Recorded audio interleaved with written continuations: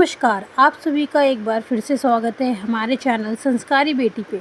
आज हम ऐसे व्रत के बारे में बात करने वाले हैं जो बहुत ही फलदायी है। आज हम भगवान शिव को प्रसन्न करने वाले प्रदोष व्रत के बारे में बात करेंगे। जैसे कि एकादशी भगवान विष्णु को प्रिय है और उस दिन भगवान विष्णु की पूजा की जाती है, आराधना की जाती है। उसी प्रकार त्रयोदशी को भगवान शिव की पूजा की जाती है और आराधना की जाती है। एकादशी के तरह ही महीने में 2 बार 2 त्रयोदशी आती है, शुक्ल पक्ष की और एक कृष्ण पक्ष की, और उन दोनों दिनों ही भगवान शिव की पूजा की जाती है और उस व्रत को प्रदोष व्रत कहा जाता है। यह प्रदोष क्या होता है? प्रदोष का मतलब होता है कि वह समय जब रात्रि आ रही हो और संध्या काल जा रही हो, यानी सूर्य जा रहा हो, तो बीच का जो समय होता है उसे प्रदोष समय कहा जाता है। उसी समय शिव की पूजा की जाती है। इस व्रत का विधि विधान क्या है, व्रत का तरीका क्या है, इस व्रत की विधि क्या है, चलिए इसके बारे में हम बात करते हैं। पौराणिक कथाओं के अनुसार जब भगवान शिव ने चंद्रमा को क्षय रोग से मुक्ति दिलाई थी, उस दिन त्रयोदशी तिथि थी और जब चंद्र को श्राप मिला था और उस श्राप से उनको क्षय रोग हो गया था और उससे उनको मृत्यु तुल्य दुख हो रहा था, पीड़ा हो रही थी। उस पीड़ा का निवारण किया था भगवान शिव शंकर ने।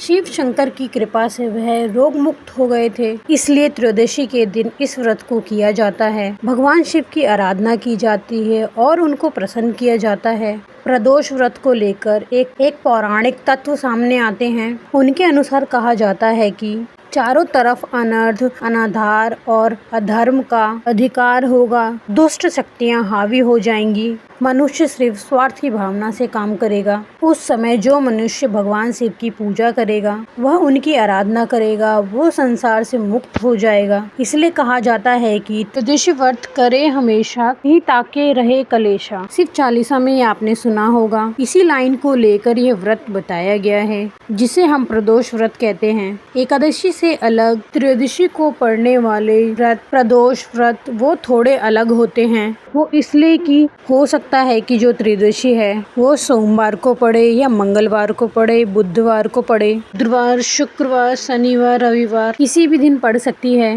तो जिस वार को यह व्रत पड़ता है उसका नाम अलग होता है और उसी नाम के अनुसार और उसी दिन की तारीख पढ़ने के अनुसार ही उसका फल मिलता है। रविवार को पढ़ने वाले प्रदोष व्रत को भानु प्रदोष कहा जाता है। यह आयुर्वेद के लिए और अच्छे स्वास्थ्य के लिए रखा जाता है। सोमवार को पढ़ने वाले प्रदोष व्रत सोम प्रदोष कहा जाता है। यह अच्छे स्वास्थ्य के साथ साथ इच्छाओं की पूर्ति के लिए करा जाता है। मंगलवार को पढ़ने वाले प्रदोष व्रत को ब्रह्म प्रदोष कहा जाता है। यह अच्छे स्वास्थ्य के लिए और असाध्य रोग से मुक्ति के लिए किया जाता है। बुधवार को पढ़ने वाले प्रदोष व्रत को सौम्य प्रदोष कहा जाता है। ये कामनाओं की पूर्ति के लिए किया जाता है। गुरुवार यानी बृहस्पतिवार को पढ़ने वाला प्रदोष व्रत को गुरुवारा प्रदोष व्रत कहा जाता है। गुरुवार प्रदोष व्रत को करने से शत्रुओं का नाश होता है। शुक्रवार को पढ़ने वाले प्रदोष व्रत को शुक्रवारा प्रदोष व्रत कहा जाता है। इसको करने से सौभाग्य की प्राप्ति होती है और दाम्पत्य जीवन में सुख शांति बनी रहती है। शनिवार को पढ़ने वाले प्रदोष व्रत को शनि प्रदोष व्रत कहा जाता है। यह पुत्र प्राप्ति के साथ साथ नौकरी आदि की प्राप्ति के लिए किया जाता है। कहा जाता है कि यदि कोई व्यक्ति 11 प्रदोष व्रत कर ले तो उसको रोगों से मुक्ति मिलती है, उसकी मनोकामनाएं पूर्ण होती हैं। अगर आप ही व्रत करना चाहें तो आप 11 या 26 के जो आंकड़े हैं उसमें ही व्रत करें और इसका जो विधि विधान है वो अच्छी तरह से करें। इस व्रत को करने के यानी कि प्रदोष व्रत को करने के 2 तरीके हैं। इसमें एक व्रत इस तरीके से होता है कि आप सूर्योदय से लेकर सूर्य अस्त तक व्रत करें, उपवास करें और भगवान शिव जी की पूजा करें और आप पूजन करने के बाद भोजन खा सकते हैं। दूसरा तरीका यह है कि आप सूर्योदय से लेकर पूरे दिन पूरी रात व्रत करें और अगले दिन नहा धोकर भगवान की अच्छे से पूजा करें। करने के बाद व्रत खोलें। इस तरह उपवास आप करें तो आप दोनों में से कोई भी तरीका अपना सकते हैं। बात करते हैं कि इस व्रत को कैसे किया जाता है। सब जानते हैं कि भगवान शिव को प्रसन्न करने के लिए उनकी पूजा करना सबसे आसान है, क्योंकि वे थोड़ी सी पूजा करने से ही प्रसन्न हो जाते हैं, इसलिए उनको भोलेनाथ कहा जाता है। तो जब आप प्रदोष व्रत की पूजा करें तो आप अपने सामर्थ्य के हिसाब से ही पूजा करें। सुबह उठते ब्रह्म मुहूर्त में भगवान का ध्यान करें और स्नान करें। स्नान करने के बाद पूजा की सारी तैयारी करें। आप बेलपत्र, गंध, अक्षत यानी चावल, फल, फूल,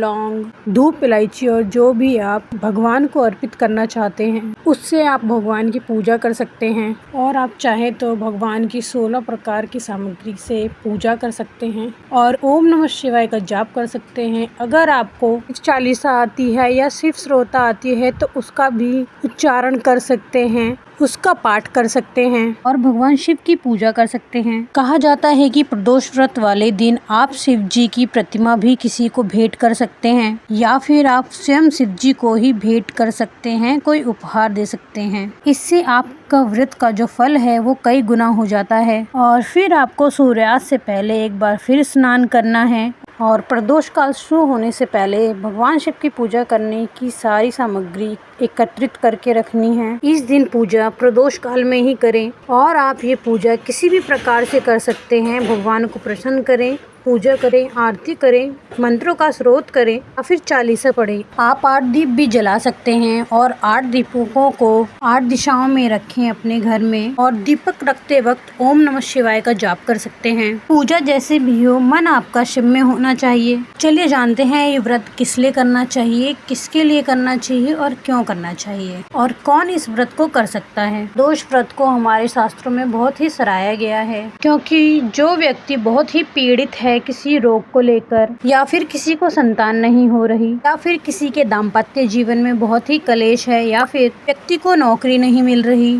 तो वे ये व्रत कर सकते हैं। जिस प्रकार शंकर ने चंद्रमा का क्षय रोग और साय रोग से मुक्ति दिलाई थी, तो आप लोग भी रोगों से मुक्ति प्राप्ति के लिए इस व्रत को कर सकते हैं। इस व्रत को करने से आपको अवश्य ही फायदा मिलेगा। व्रत करने से एकाग्रता बढ़ती है। व्रत को करने से भगवान शिव की कृपा आप पे हमेशा बनी रहती है। ओम नमः शिवाय। आपको ये जानकारी कैसी लगी कृपया कमेंट करके बताएं और हमारे चैनल संस्कारी बेटी को लाइक एंड सब्सक्राइब करें। धन्यवाद। ओम नमः शिवाय।